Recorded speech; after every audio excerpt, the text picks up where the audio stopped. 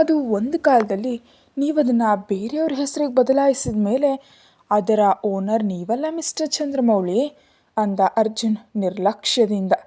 ಈ ಗಲಾಟೆಯ ನಡುವೆ ಚಂದ್ರಮೌಳಿ ಅವರು ಅರ್ಜುನ್ ತಂದೆ ಅಂತ ತಿಳಿದು ಅನ್ವಿಕಾ ಆಘಾತದಿಂದ ನೋಡ್ತಿದ್ಲು. ಹೆತ್ತ ತಂದೆಯನ್ನೇ ಹೆಸರಿಡ್ದು ಕರಿತಿದೀಯಾ? ನಿನ್ನ ತಂದೆ ಮೇಲೆ ನಿಂಗೆ ಸ್ವಲ್ಪವೂ ಗೌರವ ಇಲ್ವಾ ಅಂತ ಮಧ್ಯದಲ್ಲಿ ಬಂದ ವರದರಾಜು.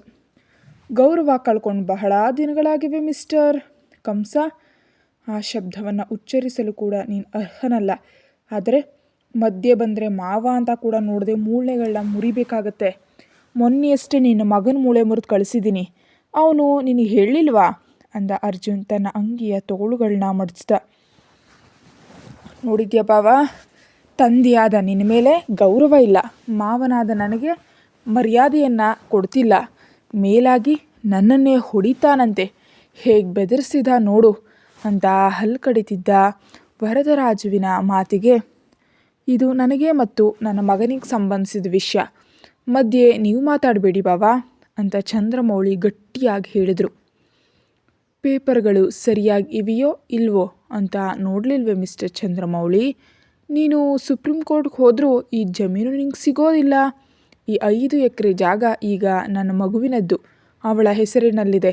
ಅವಳು ಚಿಕ್ಕ ಮಗುವಾದ ಕಾರಣ ಅವಳ ತಂದೆಯಾಗಿ ಇದರ ಹಕ್ಕು ನನ್ನದು. ನಿನಗೆ ಎಲ್ಲಿ ದೂರು ನೀಡಬೇಕೋ ಅಲ್ಲಿ ನೀಡು, ಎಲ್ಲಿವರೆಗೆ ಬೇಕಾದರೂ ಹೋಗು, ನಾನು ಅಡ್ಡಿಪಡಿಸೋದಿಲ್ಲ ಅಂತ ಹೇಳಿ ಅನ್ವಿಕಾಳ ಕೈ ಹಿಡಿದ ಅರ್ಜುನ್ ಮೈಥಿಲಿಯನ್ನು ನೋಡಿ, ಇನ್ನೊಮ್ಮೆ ಅವಳ ಬಗ್ಗೆ ನಾಲಿಗೆ ಜಾರಿದ್ರೆ ನೀನು ಹೆಣ್ಣು ಮಗು ಅಂತ ಕೂಡ ನೋಡಲ್ಲ, ಅಂಥ ಪರಿಸ್ಥಿತಿ ತಂದುಕೊಳ್ಬೇಡ ಅಂತ ಕೆಂಪು ಕಣ್ಣುಗಳಿಂದ ಹೇಳಿ ಅನ್ವಿಕಾಳ ಜೊತೆ ಹೊರಟು ಹೋದ. ಹೋಗ್ತಿದ್ದ ಮಗನನ್ನು ನೋಡಿ ಚಂದ್ರಮೌಳಿ ನೋವನ್ನು ಅನುಭವಿಸಿದ್ರು. ನೋಡಿದ್ಯಾ ಬಾವ, ಅರ್ಜುನ್ ಎಷ್ಟು ಎದುರಿಸ್ತಿದ್ದಾನೆ, ಅವನು ಹೀಗೆ ಬದಲಾಗೋದಕ್ಕೆ ಕಾರಣ ಏನು ಅನ್ನುತ್ತಾ ಅರ್ಜುನ್ನಿಂದ ಅವನನ್ನು ದೂರ ಮಾಡಲು ಮೈಥಿಲಿ ತವಕಿಸ್ತಿದ್ಲು. ನಿಮ್ಮ ಹತ್ರ ಎಷ್ಟು ಹಣ ಇರುತ್ತೆ ಅಲ್ವೇ, ಮತ್ತು ನಿಮ್ಮ ತಂದೆಯವ್ರ ಜಾಗದಲ್ಲೇ ಯಾಕೆ ಆಶ್ರಮ ಕಟ್ಟಬೇಕು ಅಂತ ಅಂದ್ಕೊಂಡಿದ್ದೀರಿ ಅಂತ ತನ್ನ ಮನಸ್ಸಿನಲ್ಲಿದ್ದ ಅನುಮಾನವನ್ನು ಅನ್ವಿಕಾ ಕೇಳಿದ್ಲು. ನಿನಗೆ ಉತ್ತರ ಬೇಕಾ ಅಥವಾ ಆಶ್ರಮ ಬೇಕಾ? ಉತ್ತರ ಬೇಕು ಸರ್. ಈಗ ನೀವು ಇದ್ದೀರಿ, ಅದಕ್ಕೆ ಯಾರೂ ಅದರ ಹತ್ತಿರ ಬರಲ್ಲ. ನಾಳೆ ದಿನ ಆಶ್ರಮ ಕಟ್ಟಿದ ಮೇಲೆ ಅದರಲ್ಲಿರೋ ಅನಾಥರ ಮೇಲೆ ನಿಮ್ಮ ಕಡೆಯವರು ಬಂದರೆ ಅವರ ಪರಿಸ್ಥಿತಿ ಏನು? ನಿಮ್ಮವರಿಗೆ ಇಷ್ಟ ಇಲ್ಲದೆ ಕಟ್ಟಿದ್ದೀರಿ ಅಂತ ಗಲಾಟೆ ಮಾಡೋದಿಲ್ವಾ? ಕಾನೂನಿನ ಪ್ರಕಾರ ಯಾವುದೇ ತೊಂದರೆ ಇಲ್ಲದಂತೆ ಮಾಡಿ ಅಂದ್ಲು ಅನ್ವಿಕಾ. ನಾನು ಇರಲಿ ಇಲ್ಲದಿರಲಿ ಅದರ ಹತ್ತಿರ ಯಾರೂ ಬರೋದಕ್ಕಾಗೋದಿಲ್ಲ, ಇದು ನನ್ನ ಭರವಸೆ ಅಂದ ಅರ್ಜುನ್. ಅವನ ಮಾತಿನ ದೃಢತೆ ಕಂಡು ಅವಳು ಸುಮ್ಮನಾದ್ಲು. ಆ ಜಾಗದ ಮಾಲೀಕಳು ಖುಷಿ, ಮಗುವಿನ ಹೆಸರಿನಲ್ಲಿರೋದಕ್ಕೆ ನಿನ್ನನ್ನು ನಾಮಿನಿಯಾಗಿ ನೇಮಿಸ್ತೀನಿ, ಸ್ವಲ್ಪ ದಿನ ಕಾಯಿ ಅಂದ. ಅನ್ವಿಕಾಗ ಆಶ್ಚರ್ಯ ಆಯಿತು. ನಾನು ಯಾಕೆ ಎನ್ನುತ್ತಾ, ನೀನು ಮಗುವನ್ನು ನೋಡ್ಕೊಳ್ತಿದ್ಯಾ, ಅದಕ್ಕೆ ಮಗುವಿನ ಕಡೆಯಿಂದ ಪ್ರತಿಫಲವಾಗಿ ನಿನಗೆ ಈ ಆಶ್ರಮ ಸಿಗುತ್ತೆ. ದಯವಿಟ್ಟು ಸರ್ ಹಾಗೆ ಮಾತಾಡಬೇಡಿ. ಮಗುವಿನ ಬಗ್ಗೆ ತಿಳಿಯೋ ಮುನ್ನ ನೀವು ಕರೆ ತಂದಿದ್ದೀರಿ ಎಂಬ ಕೋಪದಲ್ಲಿ ಆಶ್ರಮದ ವಿಷಯ ಎತ್ತಿದೆ ಅಷ್ಟೇ. ಆದರೆ ನಿಜವಾಗಿಯೂ ಅಂದು ಮಗುವಿಗಾಗಿ ಬರಬೇಕು ಅಂತ ಹೇಳಿದರೆ ಸಂಬಳ ಇಲ್ಲದೆಯೂ ಮಗುವನ್ನು ನೋಡ್ಕೊಳ್ತಾ ಇದ್ದೆ. ನಾನು ಮಧ್ಯಮ ವರ್ಗದ ಹುಡುಗಿ ಇರ್ಬೋದು, ಆದರೆ ಪ್ರತಿಯೊಂದನ್ನು ಹಣದಿಂದ ಅಳೆಯೋ ಮನಸ್ಥಿತಿ ನನ್ನದಲ್ಲ ಅಂದ್ಲು ದುಃಖದಿಂದ. ನಿಮ್ಮ ಹುಡುಗಿಯರು ಪ್ರತಿಯೊಂದಕ್ಕೂ ಯಾಕೆ ಇಷ್ಟೊಂದು ಭಾವುಕರಾಗ್ತೀರಾ ಅಂತ ಅರ್ಜುನ್ ಬೇಸರದಿಂದ ನೋಡ್ದ. ನೀವು ಹಾಗೆ ಮಗುವನ್ನು ಮತ್ತು ಹಣವನ್ನು ತಕ್ಕಡಿಯಲ್ಲಿಟ್ಟು ಅಳೆಯುವಂತೆ ಮಾತಾಡ್ತಿದ್ರೆ ಬೇಸರ ಅನ್ನಿಸ್ತು ಅಷ್ಟೇ, ಆದರೆ ನಾನೇನು ಸುಮ್ಮನೆ ಅಳೋಳಲ್ಲ ಅಂದ್ಲು ಗಾಂಭೀರ್ಯದಿಂದ. ಕೋಪದಲ್ಲಿ ಕೆಂಪಾಗಿದ್ದ ಅನ್ವಿಕಾಳ ಮೂಗನ್ನು ಕ್ಷಣಗಳ ಕಾಲ ನೋಡಿ, ನಿನ್ನ ಸೀರೆಗೆ ಮತ್ತು ಮೂಗಿಗೆ ಸರಿಯಾಗಿ ಹೊಂದಿಕೆ ಆಗ್ತಿದೆ ಅನ್ನುತ್ತಾ ಕಾರ್ ಇಳಿದು ಮನೆಗೆ ಹೊರಟು ಹೋದ. ಹಾಂ ಅಂತ ಅರ್ಥ ಆಗದೆ ಕಾರ್ ಇಳಿಯುವಾಗ ಕನ್ನಡಿಯಲ್ಲಿ ನೋಡಿದ ಅನ್ವಿಕಾಗೆ ಹಸಿರು ಸೀರೆಯಲ್ಲಿ ಕೆಂಪು ಮೂಗಿನೊಂದಿಗೆ ತಾನು ಗಿಣಿಯಂತೆ ಕಾಣಿಸಿದ್ಲು. ತಕ್ಷಣ ನಗು ಬಂತು. ಅರ್ಜುನ್ ಹೇಳಿದ್ದು ತಾನು ಗಿಣಿಯಂತೆ ಇದ್ದೇನೆ ಎಂದ. ಒಂದು ಕ್ಷಣ ಅವಳ ಕೆನ್ನೆಗಳು ಕೆಂಪಾದವು. ಮಗುವಿನ ಜೊತೆ ಆಟ ಆಡ್ತಿದ್ದ ಅವನಿಗೆ ಕಾಫಿಯನ್ನು ನೀಡಿದ್ಲು. ತಿಂಡಿ ಸಿದ್ಧಪಡಿಸು, ಆಫೀಸ್ಗೆ ಸಮಯ ಆಗ್ತಿದೆ ಅಂತ ಹೇಳಿ ಮಗುವಿಗೆ ಸ್ನಾನ ಮಾಡಿಸೋದಕ್ಕೆ ಕರ್ಕೊಂಡು ಹೋದ.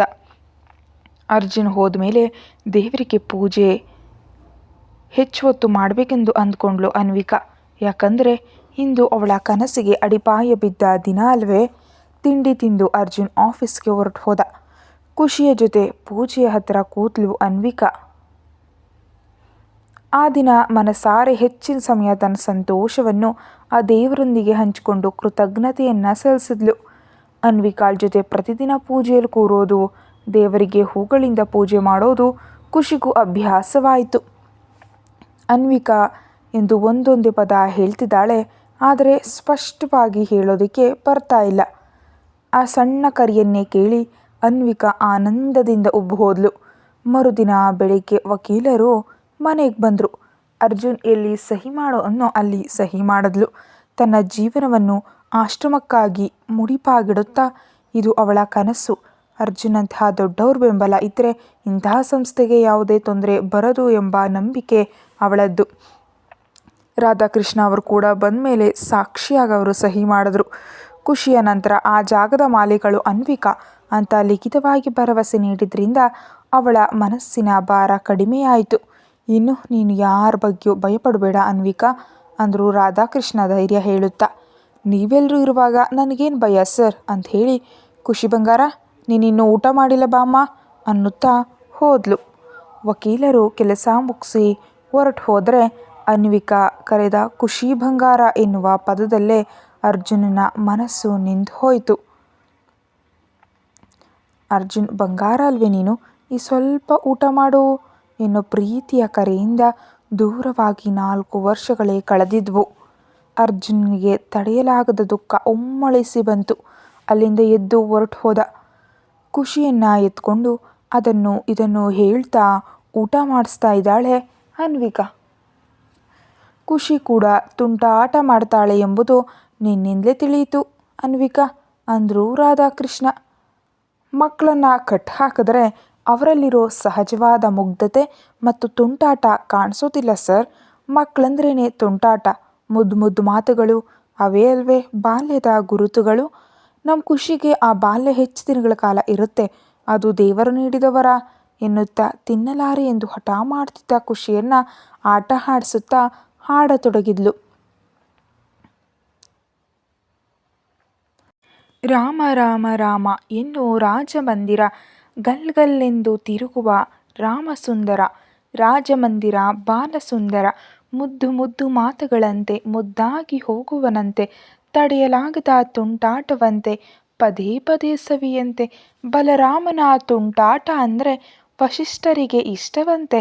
ಬಾಣದಿಂದ ಗೋಡೆ ಮೇಲೆ ಮಂಗನ ಚಿತ್ರ ಬಿಡಿಸುವನಂತೆ, ವಜ್ರದ ಉಂಗುರ ತೆಗೆದು ಕಾಗೆಯ ಮೇಲೆ ಎಸೆಯುವನಂತೆ, ಗಿಳಿ ತಿಂದ ಹಣ್ಣನ್ನು ಬೇಕೆಂದು ತಿನ್ನುವನಂತೆ, ಖರ್ಜೂರ ದ್ರಾಕ್ಷಿಗಳನ್ನು ಉಡಗಳಿಗೆ ನೀಡುವನಂತೆ, ಸಂಜೆ ವೇಳೆ ಚಂದಮಾಮ ಬೇಕಂತ ಹಠ ಮಾಡುವನಂತೆ, ಕನ್ನಡಿಯಲ್ಲಿ ತೋರಿಸಿದ್ರೆ ಚೀಲದಲ್ಲಿ ಅಡಗಿಸಿಡುವನಂತೆ. ಶ್ರೀರಾಮನಾದರೂ ಬಾಲ್ಯದಲ್ಲಿ ಇಂತೆಯೇ ಆಕಾಶದಂತೆ ತುಂಟಾಟ ಮಾಡಿದನಂತೆ. ಶ್ರಾವ್ಯವಾಗಿ ಹಾಡ್ತಾ ಖುಷಿಗೆ ಹಾಲು ಅನ್ನ ನೀಡ್ತಿದ್ದ ಅನ್ವಿಕಾಳ ಹಾಡನ್ನು ಕೇಳ್ತಾ ಗೋಡೆಗೆ ಹೊರಗೆ ಅವಳನ್ನು ಏಕಾಗ್ರತೆಯಿಂದ ನೋಡ್ತಿದ್ದಾನೆ ಅರ್ಜುನ್. ರಾಮನಂತಹವನೇ ಬಾಲ್ಯದಲ್ಲಿ ತುಂಟಾಟ ಮಾಡಿ ಅಪ್ಪ ಅಮ್ಮನಿಗೆ ಮರೆಯಲಾಗದ ನೆನಪುಗಳನ್ನು ನೀಡಿದ್ದಾನೆ. ಮತ್ತು ಮಕ್ಕಳು ಮಾಡೋದರಲ್ಲಿ ತಪ್ಪೇನಿದೆ ಅಂತ ನಗ್ತಾ ಮಗುವಿಗೆ ದೃಷ್ಟಿ ತೆಗೆದು ಬಾಯಿ ಒರೆಸಿ ನೀರು ಕುಡಿಸಿ ತಾತನ ಹತ್ರ ಇರುವಂತೆ ಹೇಳಿ ಕೈ ತೊಳೆಯೋದಕ್ಕೆ ಹೋಗ್ತಿದ್ದಾಗ ಗೋಡೆಗೆ ಹೊರಗೆ ಕೈಗಳನ್ನ ಮಡಚ್ಕೊಂಡು ನಿಂತಿದ್ದ ಅರ್ಜುನನ್ನು ನೋಡಿ ಅನ್ವಿಕಾ ಅಲ್ಲೇ ನಿಂತು ಹೋದ್ಲು. ಹಸುರ ನೆಕ್ಸ್ಟ್ ಎಪಿಸೋಡ್ ನನ್ನ ಕಥಾಲೋಕ ಯೂಟ್ಯೂಬ್ ಚಾನಲಲ್ಲಿ ಅಪ್ಲೋಡ್ ಆಗುತ್ತೆ. ದಯಮಾಡಿ ಸಬ್ಸ್ಕ್ರೈಬ್ ಮಾಡಿ. ನಾನು ಅವತ್ತಿಂದ ಕೇಳೋದೇ ಆಯಿತು, ನೀವು ಯಾರೂ ಮಾಡ್ತಿಲ್ಲ. ಇವತ್ತು 930 ಸಬ್ಸ್ಕ್ರೈಬರ್ಸ್ ಆಗಲಿಲ್ಲ ಅಂತಂದರೆ ನಾನು ಹಸುರ ಎಪಿಸೋಡನ್ನು ಪಬ್ಲಿಕ್ಗೆ ಹಾಕಲ್ಲ, ಬರೀ ಮೆಂಬರ್ಸಿಗೆ ಮಾತ್ರ ಹಾಕ್ತೀನಿ. ಇವತ್ತು ಪೂರ್ತಿ ಹಾಕೋದೇ ಇಲ್ಲ. ಸೊ ಪ್ಲೀಸ್ ಸಬ್ಸ್ಕ್ರೈಬ್ ಮಾಡಿ. Thank you.